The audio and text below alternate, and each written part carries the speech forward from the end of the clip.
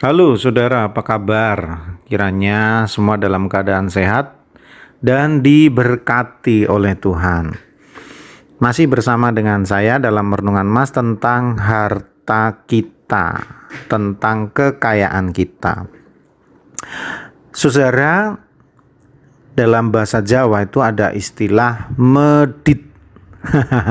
Saudara pernah mendengar itu? Artinya raja kikir, sangat-sangat pelit. Dan itu bawaan, saudara.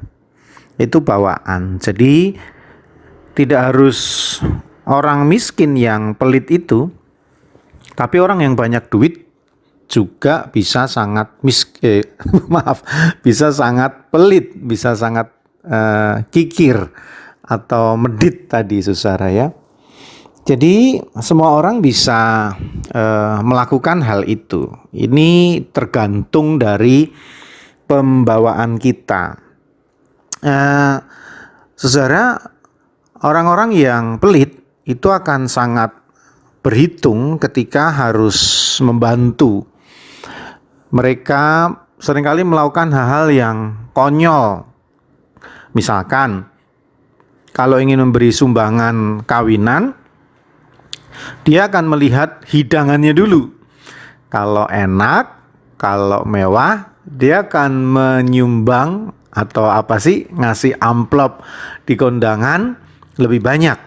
Tapi kalau tetangganya yang miskin, apalagi makanannya hanya sekedar kue-kue dan pisang yang digantung, ya dia akan menyumbang bahkan bisa hanya Rp5.000. Bukankah itu konyol dan kebalik-balik pikirannya? Seharusnya ketika kondangan di hotel mewah, berarti yang punya gawe adalah orang yang kaya raya, malah dapat sumbangan yang besar, sedangkan yang tidak mampu membuat perayaan syukuran kawinan misalkan dengan baik, malah kita sumbang 5.000 perak. Tapi itulah orang yang kikir atau orang yang pelit, dan sekali lagi semua orang bisa melakukannya. Nah, dalam kehidupan kita sehari-hari tidak sulit bertemu dengan orang-orang yang semacam itu, dan itu membuat kita jengkel. Karena orang-orang yang pelit dan kikir ini punya banyak akal agar kekayaannya tidak berkurang sama sekali. Misalkan ketika dia tahu dekat-dekat mulai pembayaran uang sekolah misalkan, bagaimana caranya agar dia tidak dimintain bantuan pertolongan dari seseorang atau bahkan dari keluarganya. Maka orang-orang pelit ini akan dengan segera berakting mencari pinjaman dengan dalih untuk bayar uang sekolah. Sebetulnya uang yang dia pinjam pun juga dia tidak pakai apa-apa karena dia sudah berlimpah harta. Tapi dengan mencari pinjaman, dia mengumumkan atau memberitahu pada orang lain, ini loh, aku saja juga kekurangan dan tidak punya uang. Maka jangan cari bantuan ke saya, jangan minta bantuan ke saya, jangan pinjam ke saya, orang saya sendiri juga orang susah. Itu hanya triknya orang pelit. Dan biasanya orang pelit, orang yang kikir itu juga selalu memakai kata-kata untuk menggambarkan keadaannya yang penuh kekurangan. Misalkan, saya lagi bangkrut. Wah, padahal bangkrut itu kan keadaan yang betul-betul tidak memiliki kekayaan sama sekali.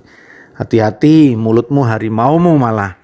Atau seringkali mereka menggunakan kata paceklik. Aduh, aku lagi paceklik nih, duitku lagi nggak ada, betul-betul ludes. Sekali lagi hati-hati loh, mulutmu harimaumu. Tapi orang pelit, orang kikir seringkali menggunakan kata-kata itu, padahal kita tahu bahwa paceklik itu sebuah keadaan di mana seorang petani gagal panen dan itu membuatnya hancur kehidupannya karena tidak memperoleh keuntungan sama sekali dari modal yang sudah dia keluarkan untuk membeli pupuk, membeli bibit, mengolah tanah, tapi dia gagal dan dia mengatakan paceklik. Itu sangat memprihatinkan. Tapi bagi orang yang pelit itu menjadi semacam trik untuk menunjukkan pada orang lain bahwa aku pun juga sedang keadaan susah. Tapi sebetulnya di balik itu semua dia kaya raya. Nah, saudara, kebalikan dari kikir adalah orang yang bermurah hati.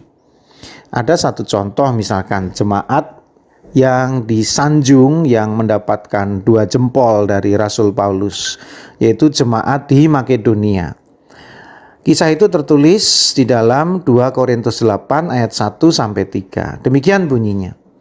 Saudara-saudara, kami hendak memberitahukan kepada kamu tentang kasih karunia yang dianugerahkan kepada jemaat-jemaat di Makedonia.